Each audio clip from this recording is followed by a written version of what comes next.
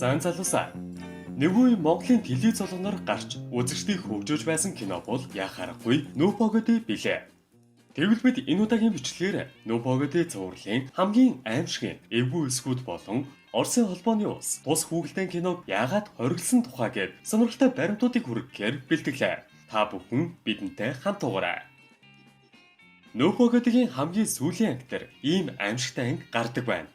Тухайлбал тэрхүү анги дээр чоны төрсөн өдөр болж усны өвхөр гахай хоёртой хамт хоол идэн зуун. Тэд чононд бэлэг болгон дуртай бараагаа худалдан авах эрх өгдөг. Тиймээс чон тэдний өгсөн бэлэгний эрхээр тэр даруй шоткон буу худалдаж авдаг.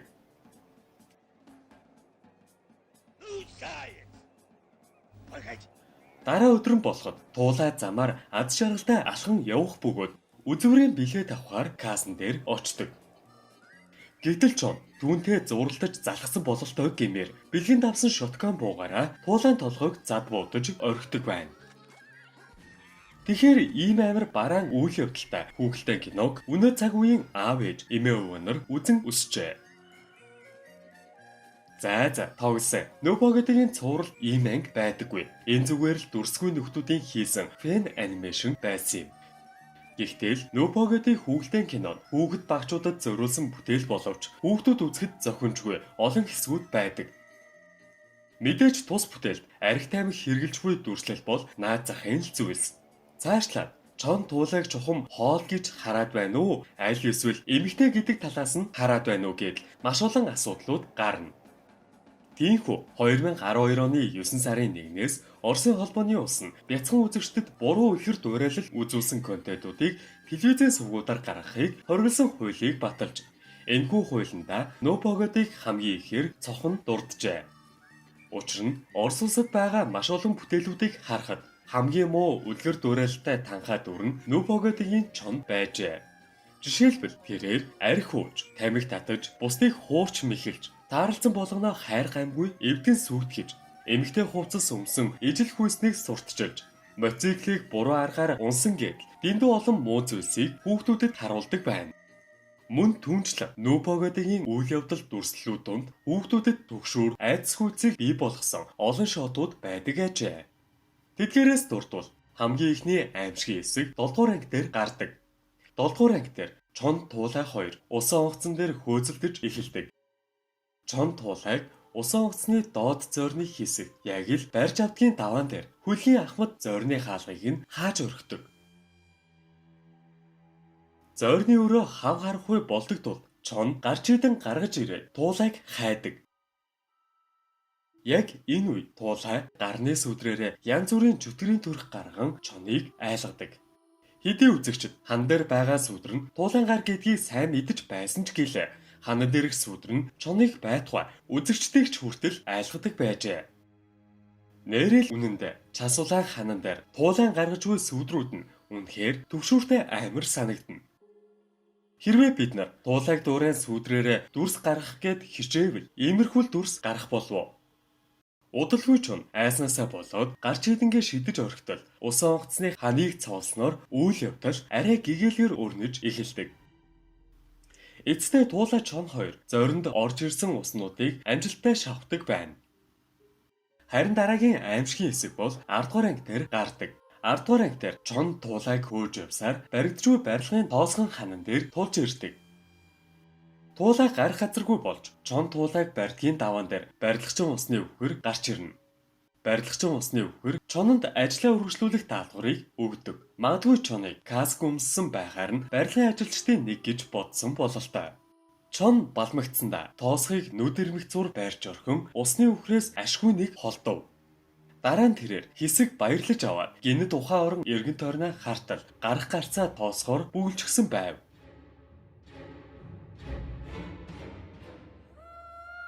Энэхүү хэсэгт камер эгц доошоо болон дээшээ харсан хэсгүүд нь давчуу зайнаас айхаа айдсыг төрүүлдэг.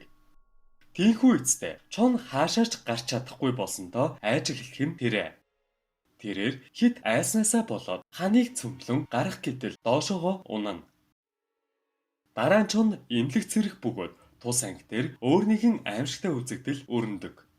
Тухайлбал чон хар дарж зүүдлэнэ. Тэрхүү зүудэнд туулаа ханхаа нэгэн болсон бол харин чон хүмүүжилтэй нэгэн болсон байв. Чон балкон дээр цэцэг услан байж байтал туулайн тамхин дээр ус тусааж анхаарлыг нь татна. Дараа нь чон олсоор авирч буй туулайн улсыг таслах гэж байгаад андууран барилгын ажил хийж байсан усны үхрийн олсыг тасалж орхив.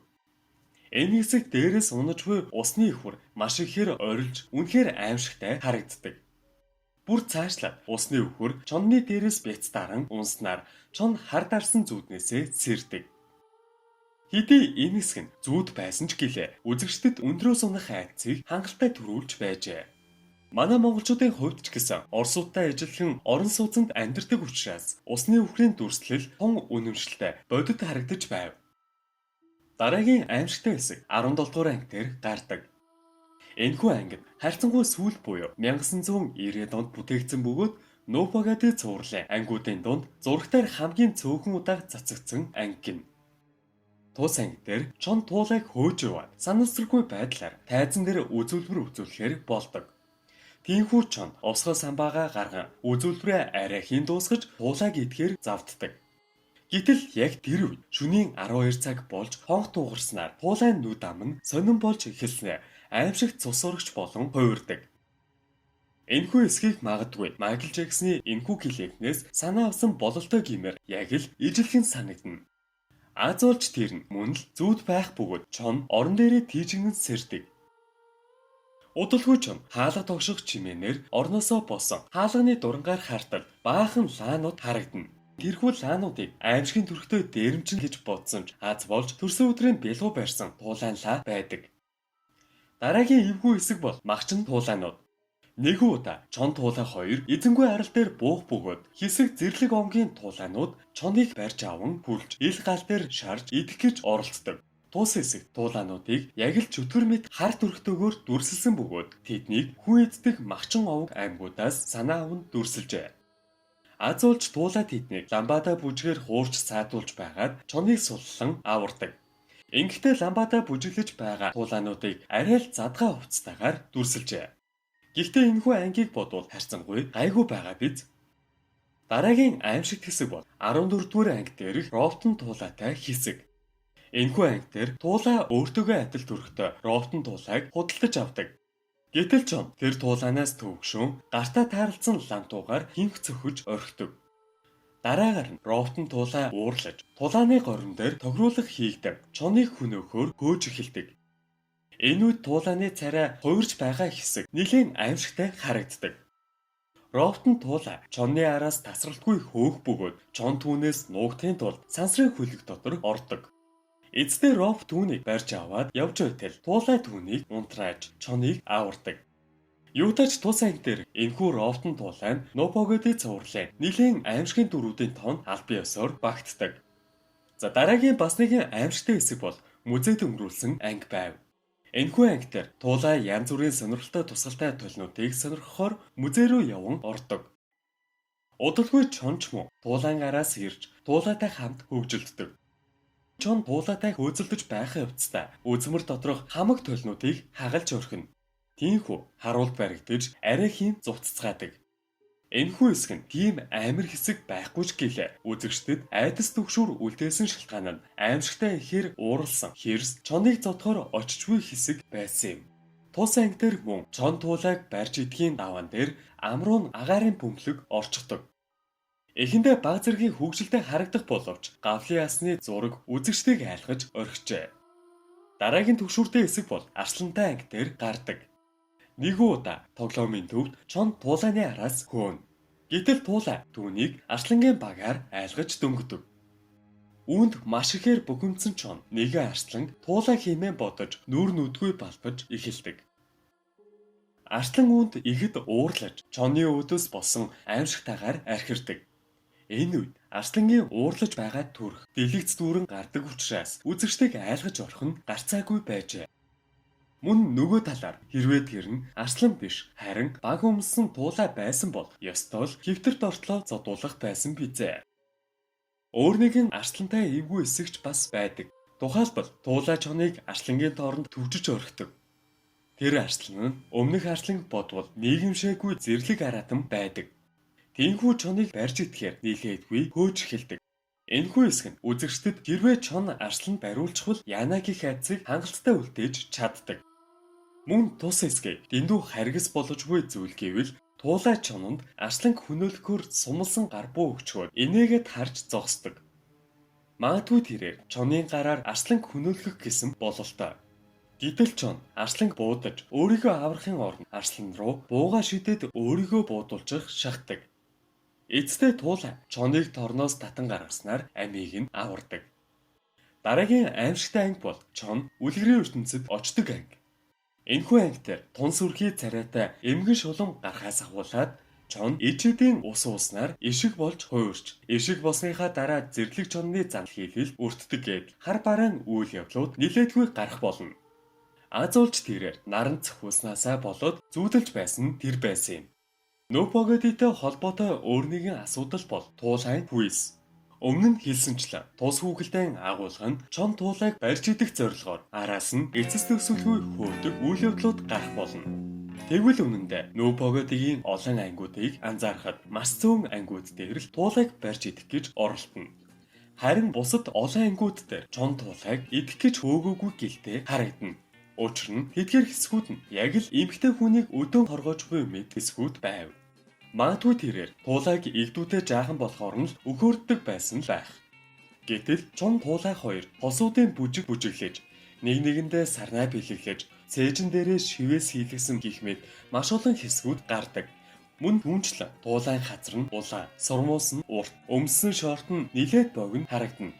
Мөн цаашлаад туулайнд эмэгтэй хүн дууруулсан байдгийн ч туулайг эмэгтэй хүйстэн шиг харагдуулдаг. Хэрвээ туулай эрэгтэй гэдэг нь тодорхой байсан бол зориудаар иймэрхүү хувцастайгаар дүрсэж болох байсан бизээ. За тэгэл туулай ер нь эмэгтэй юу, аль эсвэл эрэгтэй юу? Чон түүнийг эмэгтэй гэж бодон араас нь гүйдэг байсан байх та гэх мэт маш олон асуудлууд гарч ирнэ. Ууг нь бол нөпогоди дээр туулайнуудаас бусад бүхий л дөрүүдийн хүйс нь тодорхой харагддаг.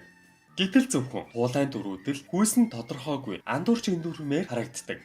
Тиймээс нөпогодигийн маш олон үзэгч фэнүүд туулайн хүйсийг мэдхгүйгээр үзэж ирсэн. Гэхдээ нөпогодиг маш сайн мэдэх зарим үзэгчид туулайн хүйсийг эрэгтэй хэмээдэг. Мөн зарим хэвлэл нийтлэлүүд дээр туулайг эрэгтэй хэмээн тодорхойлсон байв. Нөпогодигийн уран бүтээлчид туулайн хүйсийг олон нийтэд зарлаж байгаагүй гин. Гэхдээ 2019 онд нөпогодигийн шинэ анги дээр ажилласан аниматор Владимир Тарасов туулайг эмэгтэй болгон өөрчилсөн тухай ярьснаар туулайн хүйс өмнө нь эрэгтэй байсан нь тодорхой болжээ. 2019 оноос хойших туулай бол эмэгтэй юмсанжээ. Нөпогоди дээр элдв янзын шалтан нүцгэн дөрүүдийг чөлөөтэй дүрсэлсээр ирсэн. Нөпогоди дээр зарим амьтад нь 4 хөл дээр явдаг бол зарим амьтад нь хүн шиг 2 хөл дээрээ явдаг. Ингэхдээ уран бүтээлчид зэрлэг болон гэрийн тижээмэл зоопаркын амьтдыг амьтан төрхөөр нь дүрсэлдэг байжээ. Нөпогоди хүүхдийн кино бүтээгдсэний 25 жилийн ойд чон туулай хоёрын маскотыг ижил өндөртөөгөөр дүрсэлсэн үзэгчдэд тун ивгүй харагдсан гэдэг. Гэтэл үүнээс хойш төдөө толгүй нэгэн тавилганы реклам дээр чон туулай хоёрын дээрх маскотыг дахин ашигласан байна. Энэхүү реклам нь баг зэргийн эротик дүрсэлтэй гих шүүмжлэлийг авсан удаатай. Нөпогодигийн хамгийн анхны анги нэлээд энгийн зураглал дүрслэлтэй байжээ. Энэхүү анги нь тулс урлын туршилтын анги байсан бөгөөд энэхүү ангийг хөгжүүлснээр идүүгээ бидний мэдих нөпогоди зурлалыг бүтээжээ. Мөн бас даршинт хэлэхэд нөпогоди зурлалыг 1969 онд хуучнаар Зүйл толгойд улсын Союз мультфильм студи бүтээжээ. Нөпогоди зурлалыг 2017 оны хүртэл албан ёсны 22 ангийг бүтээсэн байдаг.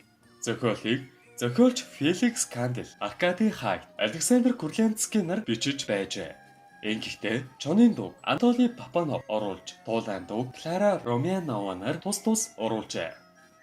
Бидний бичлэг энэ хүрээд өндөрлөж байна. Дараагийн бичлэгээрээ дахин уулзтлаа. Түр баярлалаа.